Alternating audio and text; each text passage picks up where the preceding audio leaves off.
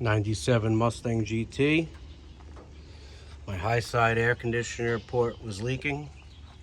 Grab vice grips, put it down there, loosen the top, twist it off. Well, before, make sure you get it professionally evacuated. Pull the top off, put your new top on. These are the high side and low side numbers.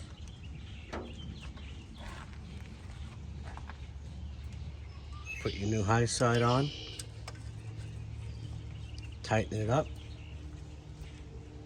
Do the same thing for the low side. Good to go. You don't have to change any lines. Hope this helps. Bye.